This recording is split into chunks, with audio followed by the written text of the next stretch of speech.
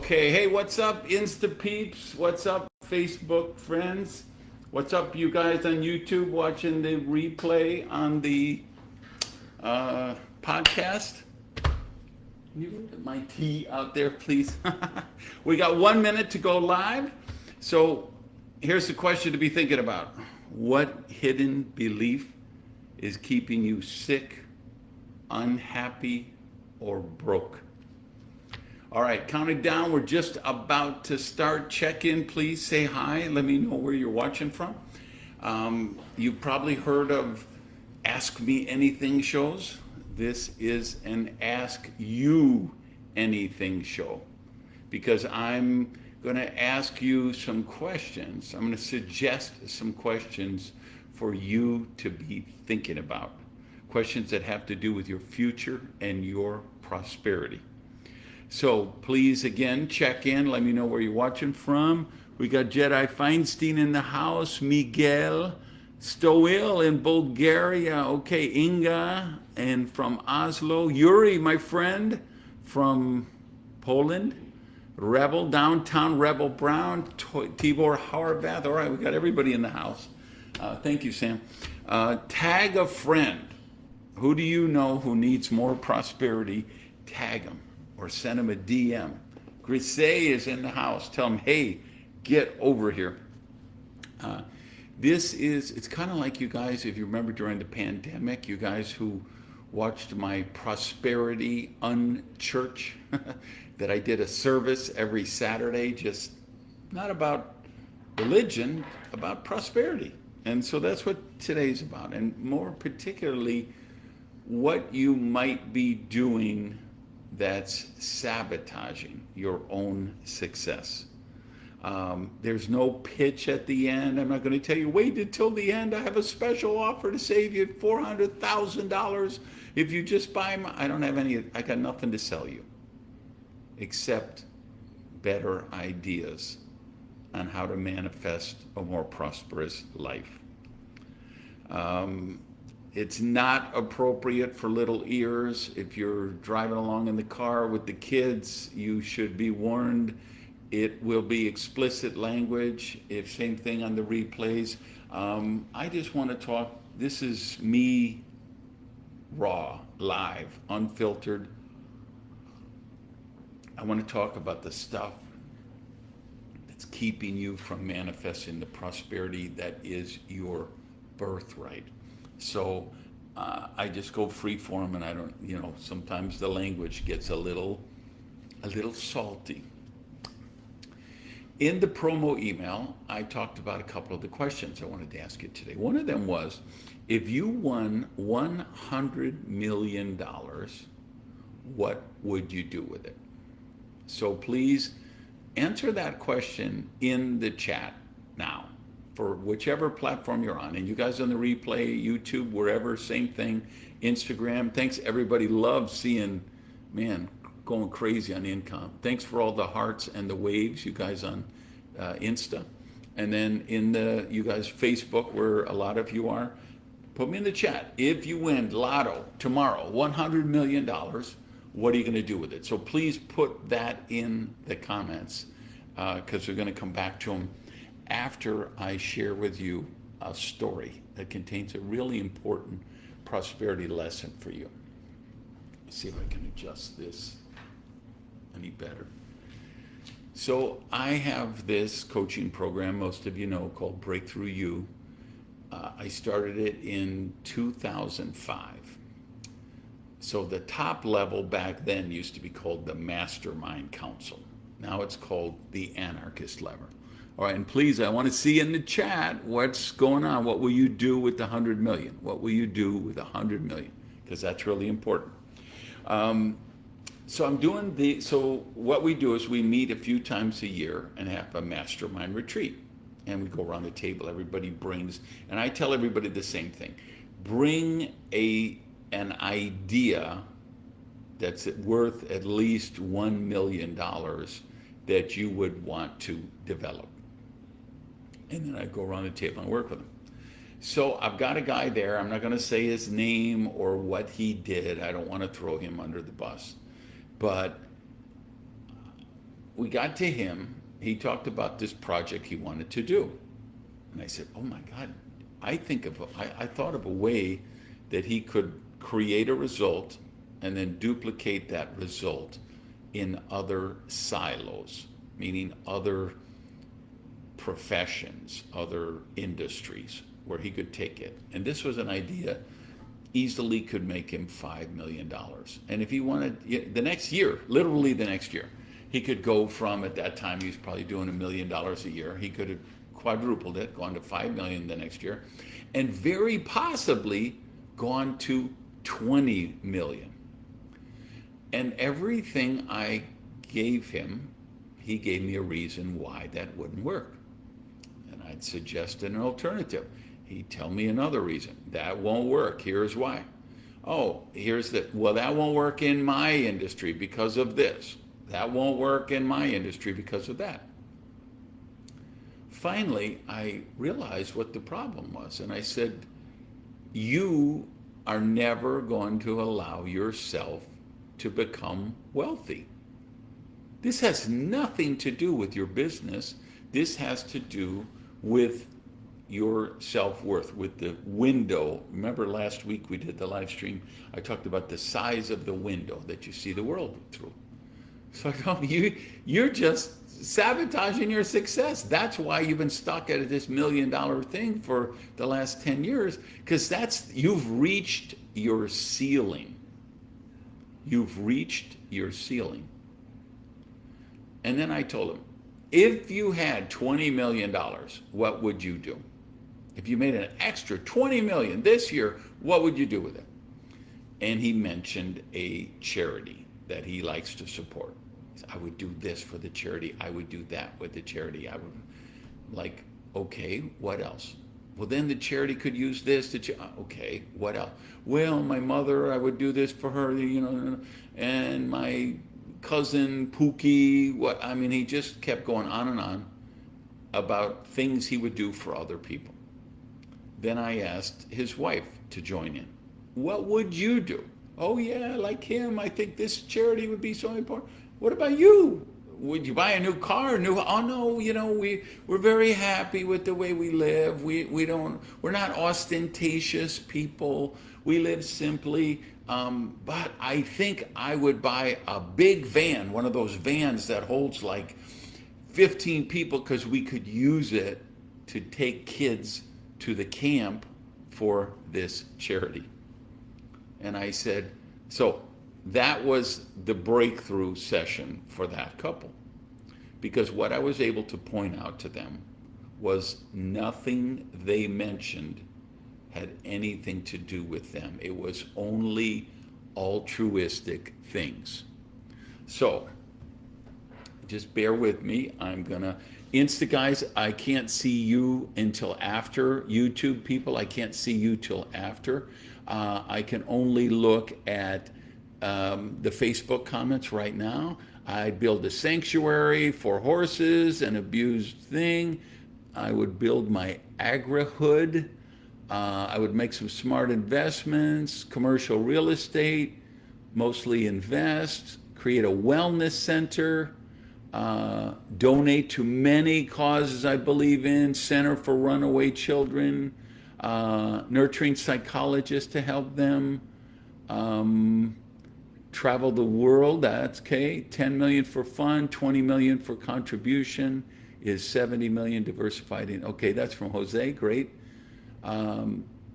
So what I want you to look at is how many of those only had altruistic goals. And for every one of you in whatever platform you're on, however you answered that, were you only thinking of some charity, altruistic, spiritual thing that you would support and nothing for yourself? Like this couple, I think we were in Tahiti where I did that retreat.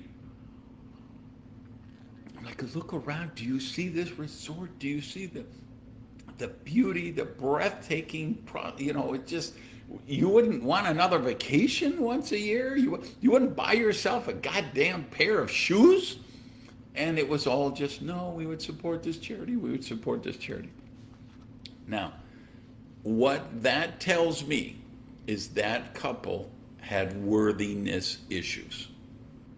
And if everything in your chat here, the answer you came up with for yourself was only to help others, only to serve God.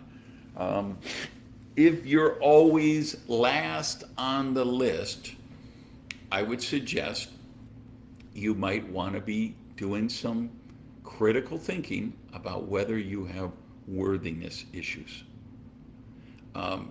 The number one culprit for that, by the way, to create worthiness issues, in my experience, is organized religion. I took a sabbatical a couple of years ago, right? 2 years. I just traveled the world, self-development, personal growth, worked on me. And during that time, I studied all the major organized religions of the world, and a lot of minor ones too. 2 years. Fascinating research, fascinating line of thought. And I feel like, for the most part, they agree and they're centered on a good foundation. That love would be the foundation, that I would say. If I look at the Jewish faith and Christianity and Islam and Buddhism, which is kind of more of a philosophy, Hindu, I'd say, hey, but the core there is love. But the love got hijacked by organized religion. That's when the dogma comes in. That's when the doctrines come in. That's when the judgment comes in. And so if you get programmed with this, that Christianity, you're born a sorry sinner, what kind of subconscious programming is that? How would you ever let yourself become healthy, happy, and prosperous now, if you believe you're a sorry and you only get the good stuff in the afterlife?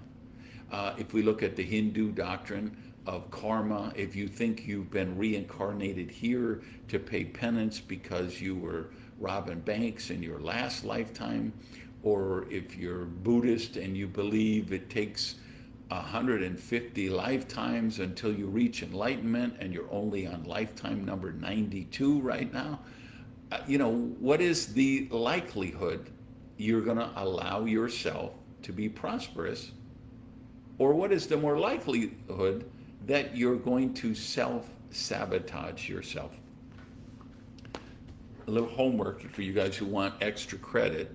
This is my book, Radical Rebirth. In there, I broke core beliefs into 6 categories. The 6 categories that I believe are the most important ones for manifesting a prosperous life. God and religion, money and success, health and wellness, marriage and relationships, sex and sexuality, right? Each one of the ones, and then I talked about the mind viruses, the negative limiting beliefs. Hey, all you guys on Insta, I love the waves. Keep it up, keep it up, keep it up. And tag a friend in the chat, please. Facebook peeps, YouTube peeps. Find a friend, you know a friend who needs this prosperity consciousness. Tag them. Thank you for the hearts, everybody. Okay, so now this raises the question. I'm sure many of you in the chat are saying, okay, so this guy is only about money, because he just insulted me because I'm going to dedicate my life to serve God. Or he's only about money and material things because he's making fun of my sanctuary for unwed llamas, unwed llama mamas, or whatever. No, that's not the case. Here's what I believe. I really do think your core driving motivation in life can be for, and maybe should be, but I don't like to use the word should. I don't like to tell people how they should live their lives, right? That's why I did an Ask You Anything instead of Ask Me Anything. I want you to think about it. I want you to think about stuff in ways you haven't thought about before. And think about, okay, am I so enamored with my just cause? Am I so enamored with being a caretaker? Am I so wrapped up in helping everybody else before I help myself that actually I'm living in poverty consciousness? And ask yourself this question. If I took care of my own needs first, would I be able to share more prosperity and love and money and health and happiness around the world? Ask yourself that question. Do some thinking about that. Simon Sinek has a wonderful book called The Infinite Game. I don't think it's as well known as like Find Your Why and Leaders Eat Last or whatever that other book is. But I think this Infinite Game, and I came out in 2019. I only got it recently, and I was really impressed with his line of thinking and the idea. And he's talking to corporate America and corporate everywhere in the world, right? And I love the book because he's questioning premises. So one of the premises, thanks for the hearts, everybody. One of the premises he questions is this, which is a trope at this point. It's dogma at this point. Milton Friedman. The only point of a corporation is to make money for the shareholders. That is gospel for half a century.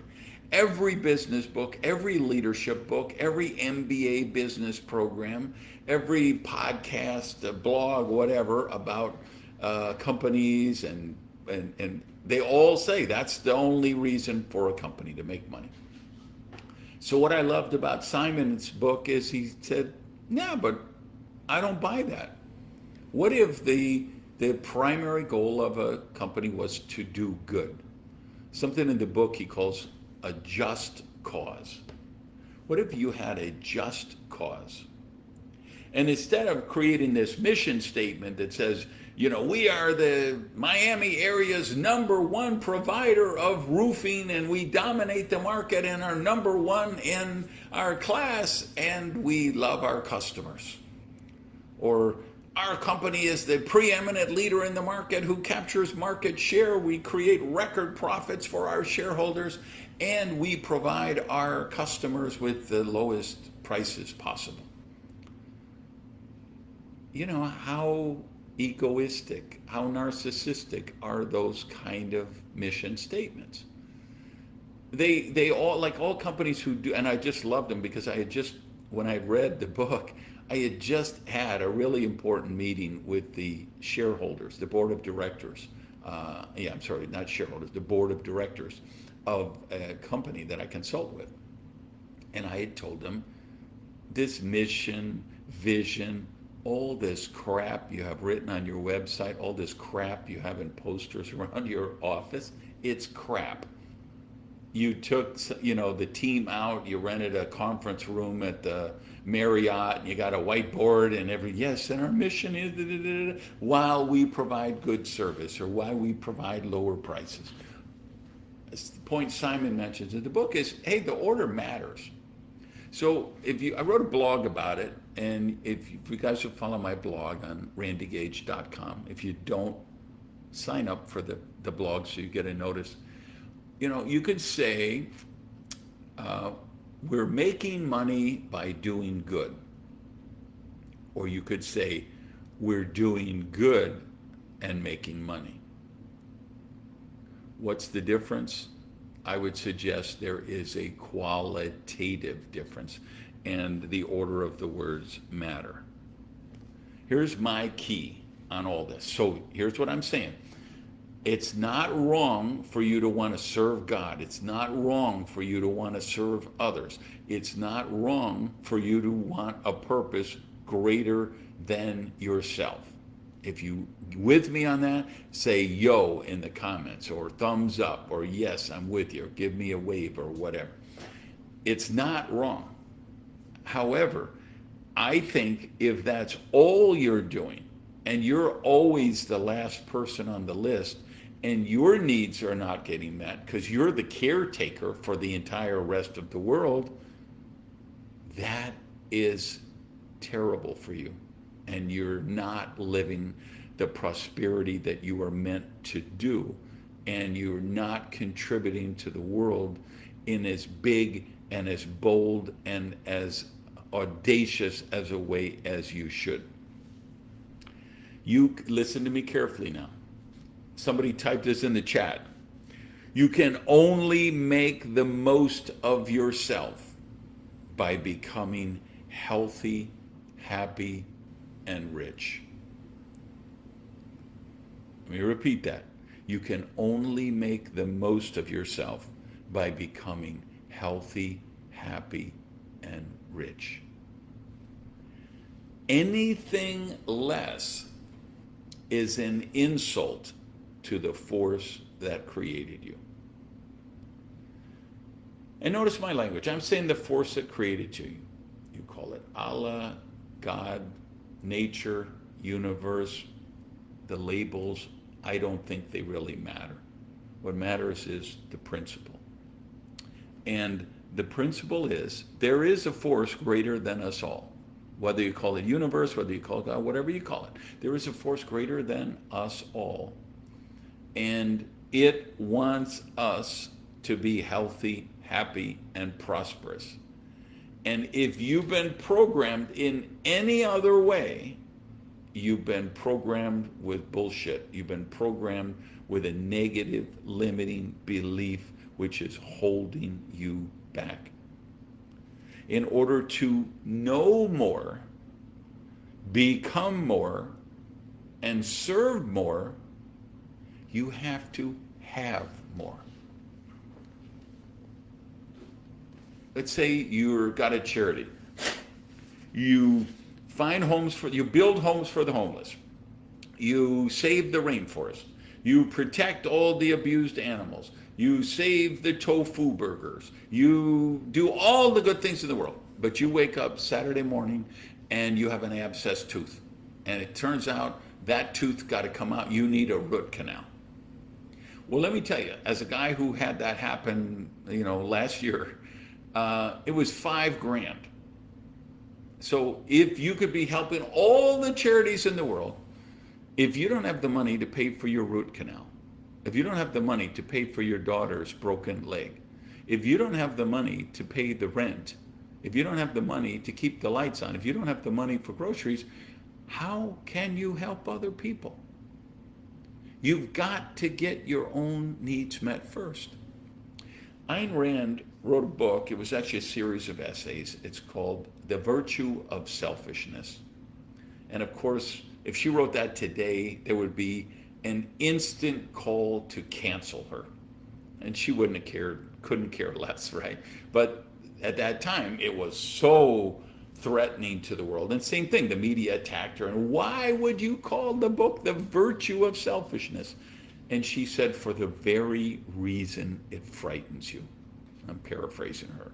Her words are probably maybe different, but that's what she said basically. Because of how much it scares you.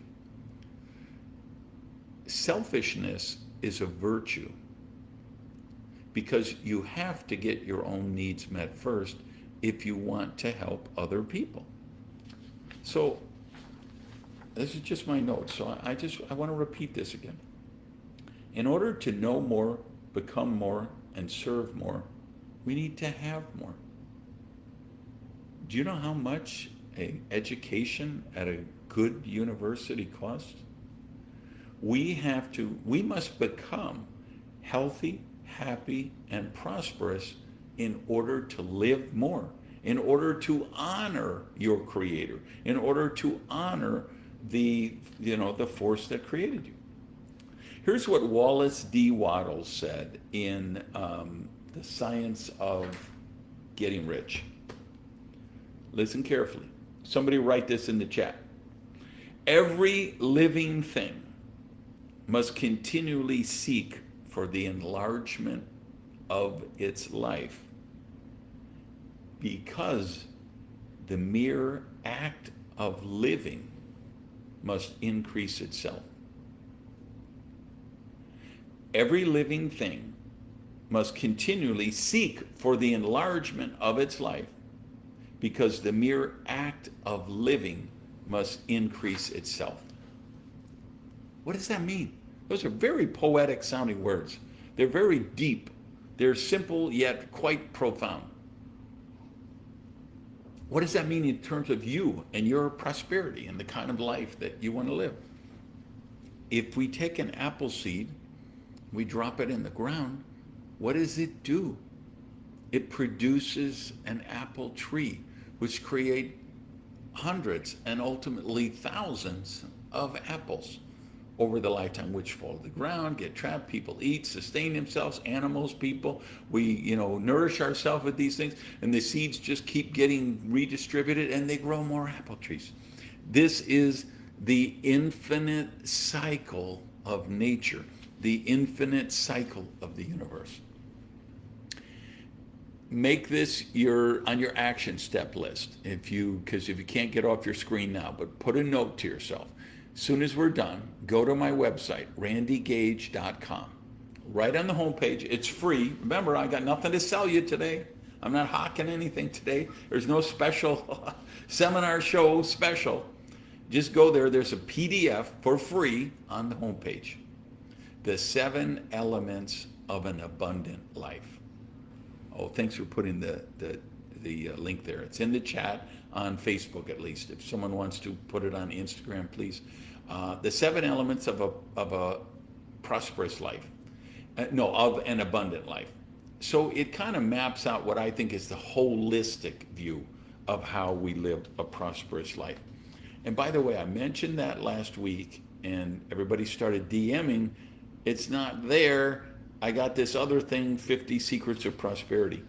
I don't know what happened. Somehow the developers were working on the site and it went back to the old PDF. But at like midnight last night, I got confirmation they got the correct one up. So, all right, so we got some more questions to explore. But in the meantime, if you joined since then, check in and say hi. Let me know where you're watching from and tag a friend and follow the show. If you're on Facebook, find that button and say follow the page. If you're on the podcast, follow the podcast.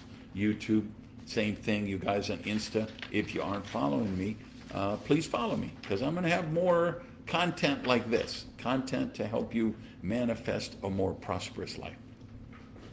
All right, next question to think about. Why is no one kept poor by lack of supply?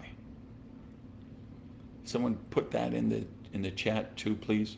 Why is no one kept poor by lack of supply?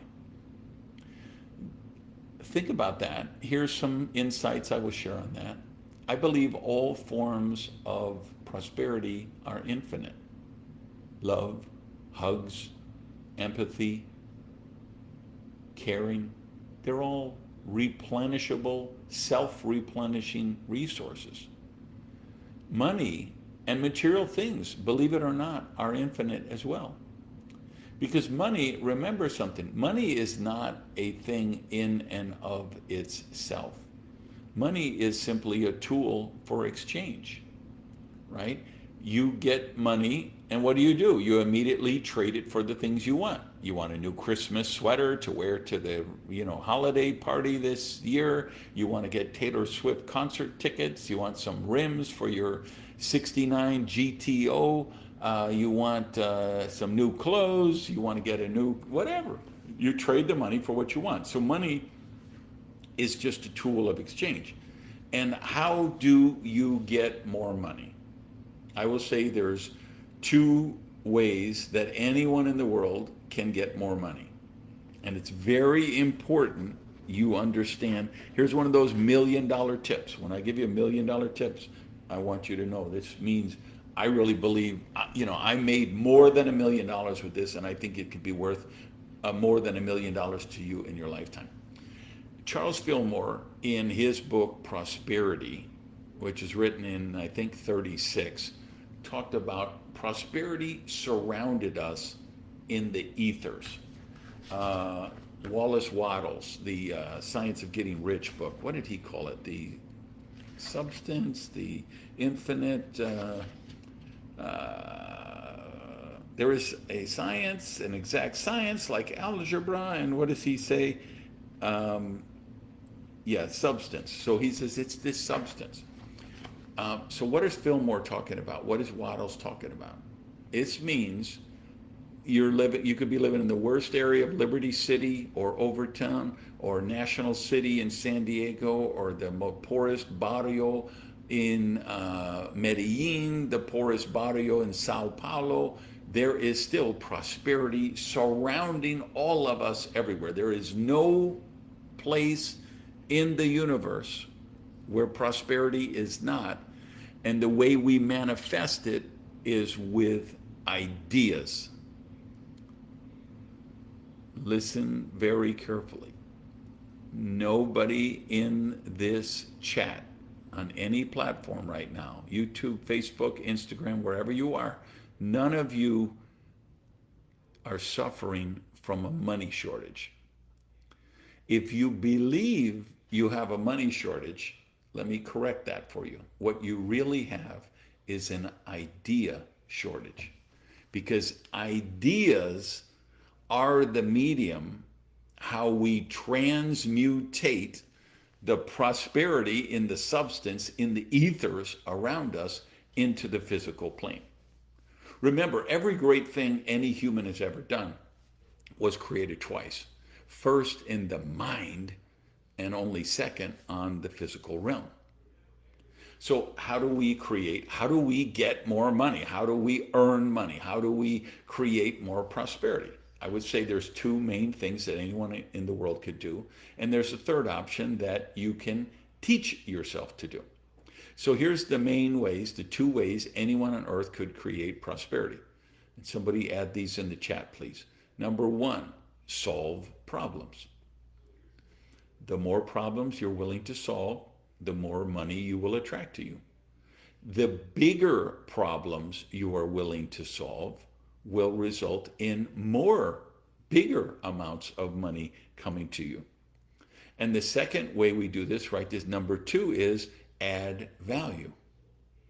Whenever you add value to a thing, you show anyone how they could do something better, stronger, faster, cheaper, you're adding value. So if you can show a builder how to save $1,000 on every house that he builds, he's willing or she's willing to write you a very nice check for that. He or she might give you $25,000 for that idea, because they know, man, next 25 houses are going to pay for it, and then after that, I'm going to make an extra $1,000 on every house. If you solve a bigger problem, you show them how they could save $5,000 on every house they build, they would be willing to trade even more money for you, right? So number one is we solve problems. Number two is we add value.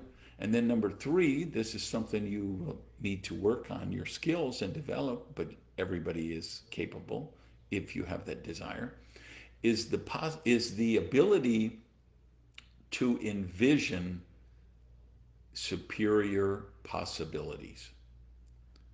These are the people who say we need to be a multi-planetary species and we need to colonize Mars.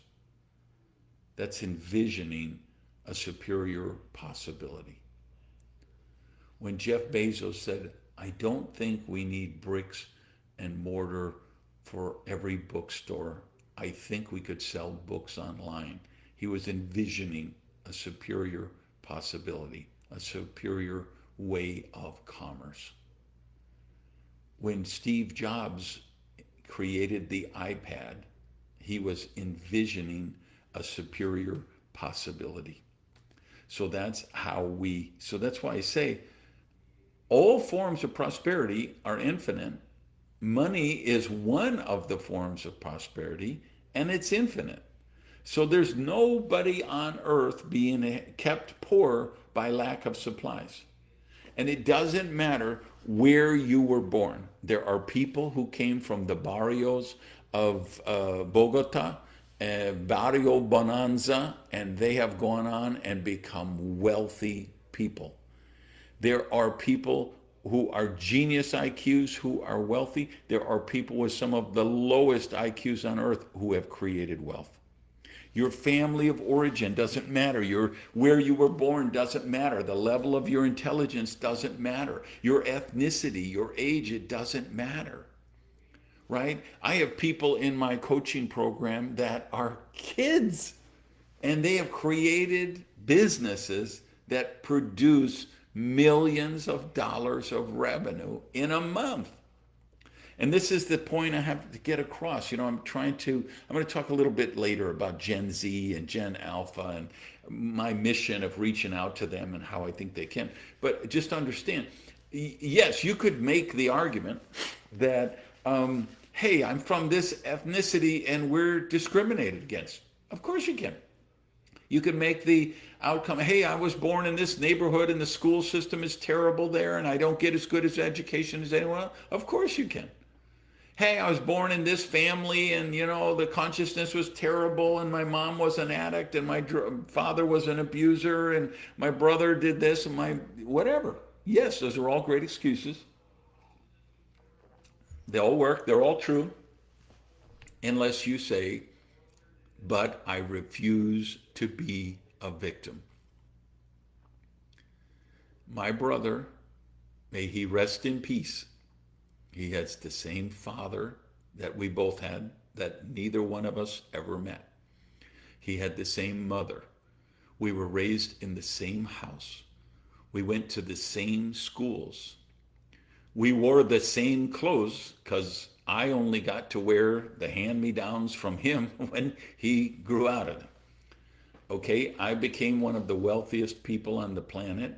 He was impoverished for his whole life.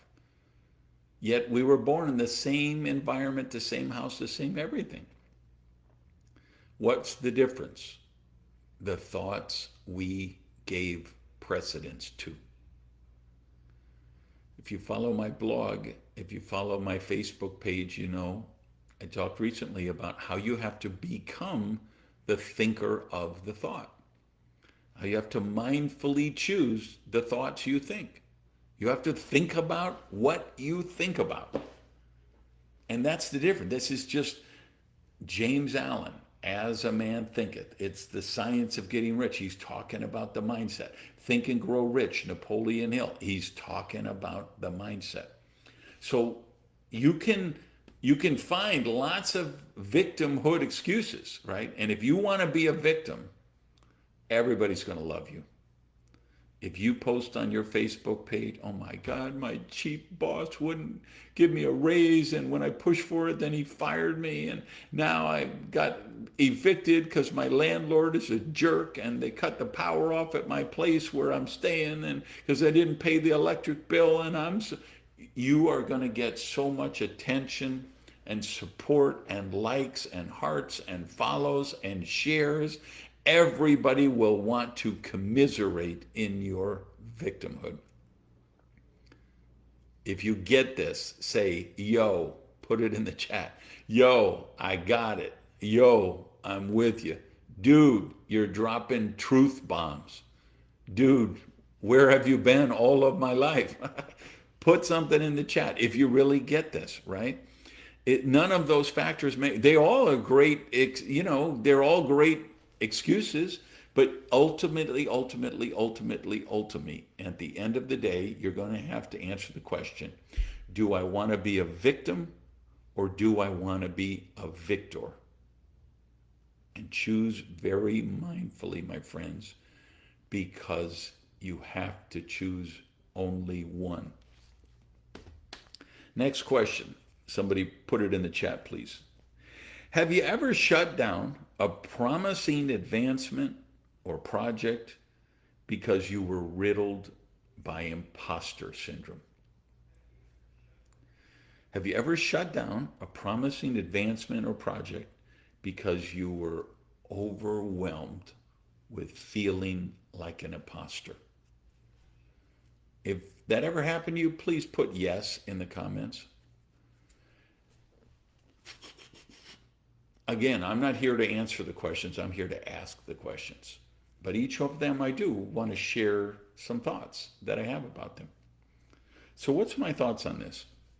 I believe imposter syndrome is very, very real. In fact, I can tell you at the highest levels of my Breakthrough You program, these are the anarchist level. These are people, they pay $10,000 a month for me to coach them. So these people, they're running hugely successful organizations. They have thousands of employees sometimes. They make millions of dollars, tens of millions of dollars. Okay. And I worked with billionaires, by the way. I've worked with several billionaires. And I even see some of this with billionaires, believe it or not. At some point during the coaching process, they'll come to me and say, Randy, I know I've accomplished this and this and this, and I know to the outside world I look so successful, and everybody who follows me on Instagram thinks my life is perfect. And but honestly, when it's just me all by myself, I feel like an imposter. And then they're waiting for my coaching. And I always say, congratulations. You've just experienced imposter syndrome. And they're like, what do you mean congratulations? What do you talk like it's a good thing? And I say, it's a great thing. Because here's my thought on this. If you're not experiencing imposter syndrome now and then I don't think you're really doing anything worthy. I don't think you're doing anything bold, daring, and imaginative. I don't think you're challenging yourself. I think rebels in the chat, hell yes. Exactly. Hell yes. Next time you got that little imposter syndrome, say, hell yes. This means I'm going after it. It means I'm doing something. It means I dare to be great, and I'm willing to fail along the way. Otra vez más importante, I'm willing to attempt something great, and I'm also willing to take some L's along the way. I'm okay to have some failures because I know that every failure is a stepping stone to my ultimate overcoming the challenge. So my thought, if you're not experiencing imposter syndrome once in a while, you're not aiming high enough. You're not working to become the highest possible version of yourself. This is something I have to work with the coaching people a lot. Because they say, Randy, I tried that media company and it crashed. Randy, I tried that new thing. I offered this new seminar and it bombed. I created this new keynote speech, or I wrote this new opera, or I wrote, and nothing happened. It went out in the marketplace and it died. Great. Here's $1 million tip that you won't believe is $1 million tip, but it's $1 million tip. You can't get better and look good at the same time. Most cases. You can't get better and look good at the same time. Of course, you asked if we ever gave it an announcement or project to experience. Okay, thanks for copying that. That's Jedi Feinstein in the chat. Okay, here's one I put. And remember, tag a friend, please, in the comments. Tag a friend that you think should be watching this episode. It's not an episode because this is just me riffing live. It's not, but I will rebroadcast it on the podcast, so it'll be an episode there. This is one of the ones I put out in the email promoting it that I led at the beginning of the show. What hidden belief is preventing you from becoming the person who is healthy, happy, and prosperous? Put it another way. Somebody put this in the chat, please. What hidden belief is keeping you sick, unhappy, or broke?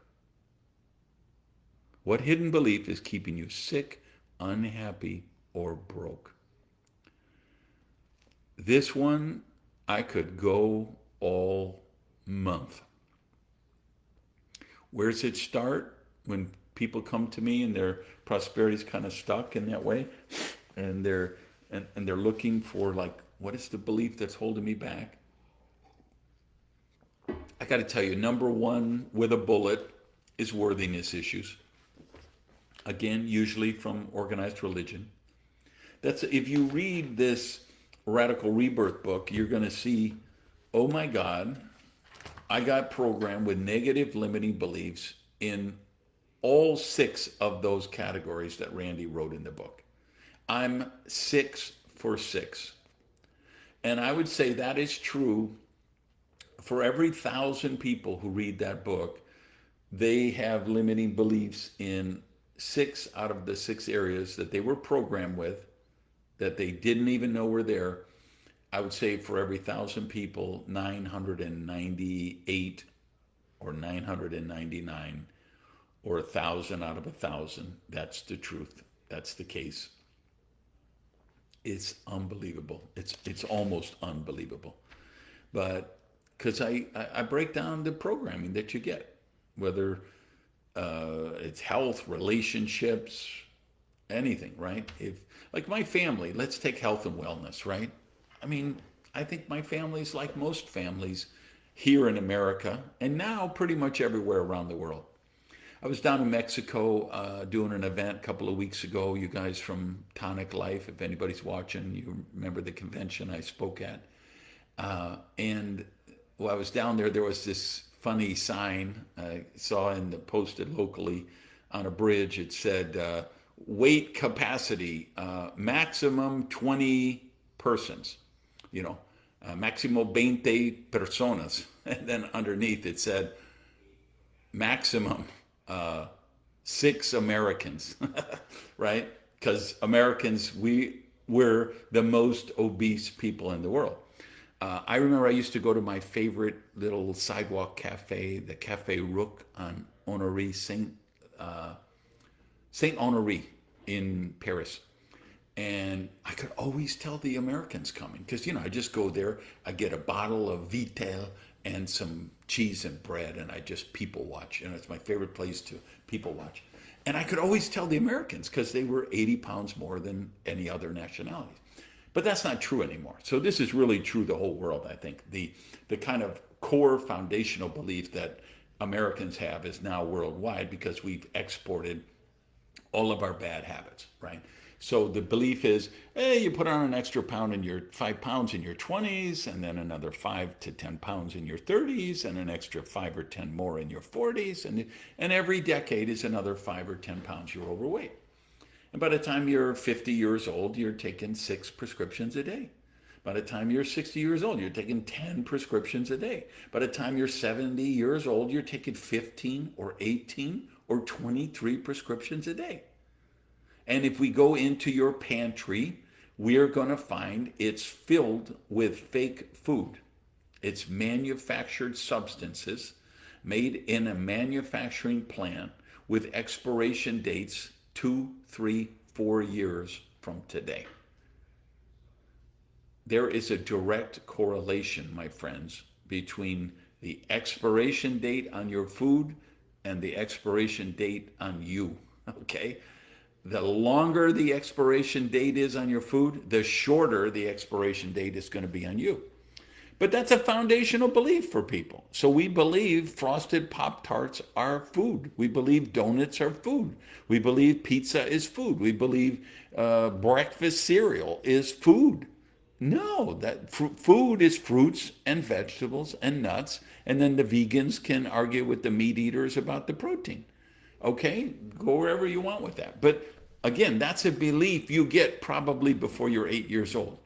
The way your parents interact with each other create your belief about marriage and relationships before you're 8 years old.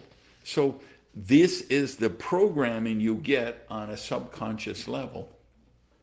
And that's what's keeping you sick, unhappy, or broke, because you think you're not worthy. Let me suggest another possibility. Working with somebody recently, really sharp person, a go-getter, very successful, but he has a terminal limiting belief about making money, that I'm working with him to eviscerate, which is he believes money has to, and wealth and sales or revenue have to be increased incrementally. So I told him, same thing I would tell you. You don't believe me, ask a real estate agent. It's easier to sell an $8 million home than it is to sell a $200,000 home. Don't believe me, ask them. It's easier to sell a $3.5 million Bugatti Veyron than it is to sell a $40,000 Toyota. You don't believe me, ask a car dealer. It's easier for me to sell a $40,000 keynote speech than it is for a beginning speaker to sell a $1,000 keynote speech. This is something in my next book, I call it the magnitude of scale. And so this friend that I'm working with said, well, it doesn't work that way. You don't go from a $1,000 speech to a $40,000 speech. It doesn't happen that way. And I said, I don't think that belief serves you. I think you need to question the premise on that one. I think you might want to rethink that belief.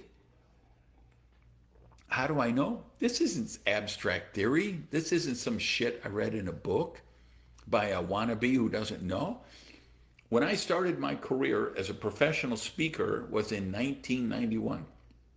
I was doing seminars for $27 and $37.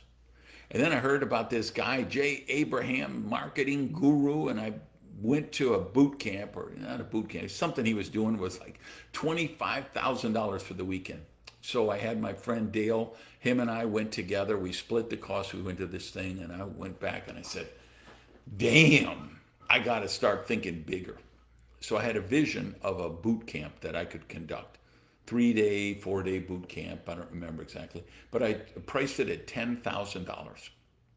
My phone rang off the hook with my friends telling me what an idiot I was. My phone rang off the hook with my friends telling me that nobody in the world would ever pay $10,000 for a seminar from me. Because nobody in that space, that was in the direct selling space, right? Nobody. Tom Schreider was doing like $7 seminars. Don Fala was doing like $20 seminars. There was nobody who even charged $100 for a seminar. So I go out there to the market and I say, I have this idea. I think high intensity boot camp. We're going to go 15 hours a day, whatever. It's going to be 10 grand and I want only the players. People with huge teams, company owners, founders, people like that. Do you know I sold that event out? The first one, the second one, the third one. And the price went up. And I do programs for $25,000 and they sell out. And easier than it is to sell out this, like this thing today. I'm just doing this for free. But I'm going to do one of these a month as part of my Breakthrough You program. All the levels get a monthly prosperity class. And I'm going to sell tickets to the general public for people who want to do it. And it'll probably be $97 or $77. Here's what I will tell you. It will be harder to sell those $77 tickets than it is to sell a $10,000 ticket. Because the guy who buys the Veyron, the lady who buys the $8 million house, the person who pays 10 grand to come to one of my things, it's impulse buy. They have the income. They know the concept of creating value. They know the concept of solving problems. They know how to invest in themselves. They know what return on investment means. They don't come there because they think I'm nice. They come there because they know, hey, if I spend 10 grand with this guy, I'm going to make $1 million more than I would make if I didn't get coached up by this guy. So this is this belief that you only can do things incrementally, terrible idea. Let me give you another $1 million tip. It is easier to make a large amount of money quickly than it is to make a small amount of money slowly. It's easier to make a large amount of money quickly than it is to make a small amount of money slowly. Let me see. I had something in the Wattles book that I wanted to read to you as we were looking at this. So this is The Science of Getting Rich, Wallace D. Wattles, written in 1910. Very simplistic language, stilted. It's a little corny. because it's written in 1910. Here's what he wrote that I wanted to share with you today to kind of tie this all together. It is the desire of God that you should get rich. He wants you to get rich because he can express himself better through you if you have plenty of things to use in giving him expression. He can live more in you if you have unlimited command of the means of life. Mis amigos, the universe wants you to have everything you desire. Again, call it universe, call it nature, call it God, the title you want to choose, the label you want to use, doesn't matter to me. I just go by the principles. You know, as a lay minister at my Unity Church for 20 years, one of the things we say there all the time, God can only do to you what he can do through you. The God can only do, or the universe can only do, the prosperity around the world that can be done through you and I. Again, you could be a Gen Z person, you could be a Gen Alpha person. You say it's the worst credit card debt, it's the worst student loan debt, more difficult to buy a house. All those things are true. Yet I have 20-year-olds, 24-year-olds, 26-year-olds that are building multi-million-dollar incomes, annual incomes. Companies with huge valuations because they choose not to be a victim. It does not matter where you're born, your ethnicity, your age, your race, your any of that stuff. If you are willing to be mindful and say, how do I solve problems? How do I add value? How can I circulate more prosperity in the universe? You will know that that prosperity will keep circulating back to you. Remember, who do you know who needs to hear this? Would you tag them in the comments, please? Follow the page. Wherever you're watching this, follow the Facebook page. Follow me on Instagram. Follow the podcast on your platform. Subscribe on the YouTube channel. I'm on a mission. My mission is to make the world more prosperous. And I happen to believe, hey, and Kiro J. Jorge Melendez, good to see you. And he's over there on the Instagram. Dovan, good to see you. Jabber, good to see you. Hani, good to see you. Everybody, Alzino, Falmazarzi, must be Farzi. Maybe you're going to be one of the team groups I'm speaking to next Saturday. Anyway, everybody who followed, thanks for being here.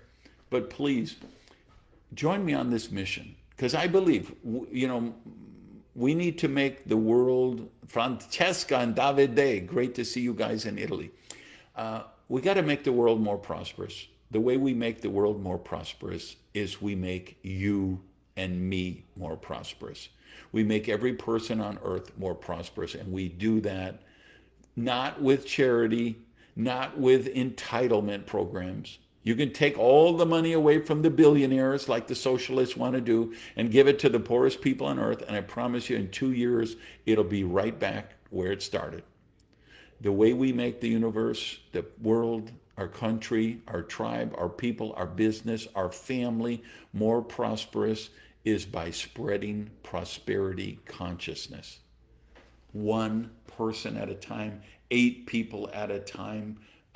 If 7,000 people are watching this, with 7,000 people at a time. That's how we manifest a more prosperous world, and I hope you will join me in that. All right, thanks everybody for watching. Love you guys. Peace.